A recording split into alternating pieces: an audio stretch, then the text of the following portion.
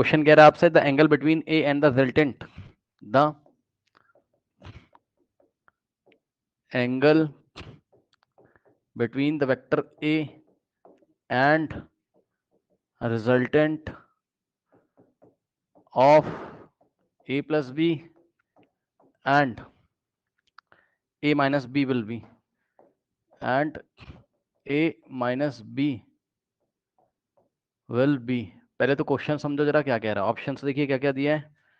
Option A is 0 degree, option B is students tan inverse b by a, ठीक, और option C is tan inverse a minus b upon a plus b। सही है। अब जरा question को समझिए कि चल क्या रहा है, देखिए ध्यान से।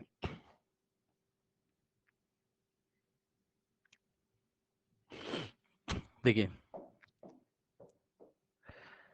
दो वेक्टर हैं ए और बी नाम के, ठीक होंगे भाई, दो वेक्टर ए और बी नाम के तो पक्का होंगे, तभी तो ए प्लस बी निकालोगे, ए माइनस बी निकालोगे, ठीक। तो एक वेक्टर ऐसा रहा होगा ए, ठीक, और एक वेक्टर ऐसा रहा होगा बी। सही है, ओके।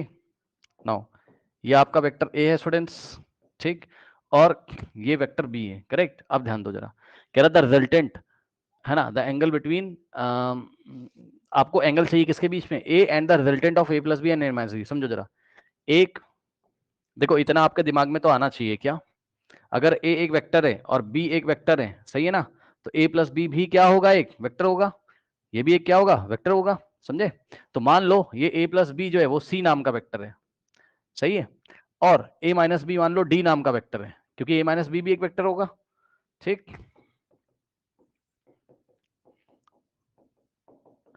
अब उसने एंगल पूछा है, पता है किसके किसके बीच में, ए के बीच में, मतलब ए को तो लेना है और साथ में resultant of C and D लेना है। अब आया कि नहीं आया, समझो जरा, समझो जरा, समझो जरा, देखो ये ए है ये बी है, ए और बी का जो एडिशन करके जो रिजल्टेंट आएगा और ए और बी को सब्ट्रैक्ट करके जो रिजल्टेंट आएगा, तो उन दोनों के रिजल्टेंट का जो रिजल्टेंट आएगा उसका एंगल ए के साथ लेना है।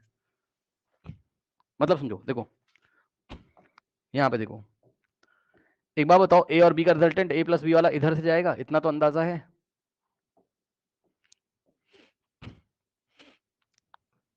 ठीक। तो ये हो जाएगा आपके पास आर बराबर A plus B, law of parallelogram से। अब सुनो, ए माइनस बी कैसे निकालोगे बताओ, ए माइनस बी कैसे निकालोगे, बी को रिवर्स करोगे, ठीक। तो ये आ जाएगा आपके पास क्या, माइनस बी, और उठा के लाके किस में ऐड कर दोगे, ए में, यानी कि आर, या आप इसको आर से ना दिखा के सी से दिखा दो ना, क्योंकि अभी तो आपने बोला है कि ए प्लस बी का रिजल्टेंट सी है, ठीक। अब ये जो रिजल्टेंट है ये डी हो जाएगा, और डी की वैल्यू कितनी आएगी, ए माइनस बी। चेक कर लो, ए और माइनस बी का रिजल्टेंट भाई क्या आ जाएगा, है ना, ए प्लस माइनस बी, यानी कि ए माइनस बी। तो ये आ गया D which is equals to subsection of vector A and B. अब उसने आपसे बताया क्या पूछा, उसने आपसे पूछा जब ए प्लस बी आ जाए रिजल्टेंट सी और ए माइनस बी रिजल्टेंट डी आ जाए, तो इन दोनों का रिजल्टेंट क्या होगा, यानी कि ए प्लस बी और ए माइनस बी का रिजल्टेंट क्या होगा, यानी कि सी और डी का रिजल्टेंट क्या होगा, पहले तो वो निकालो, और जब आ जाए तो उसका एंगल बताओ किसके साथ, ए के साथ। अब सुनो, हम रिजल्टेंट निकालेंगे सी एंड डी का, मतलब रिजल्टेंट ऑफ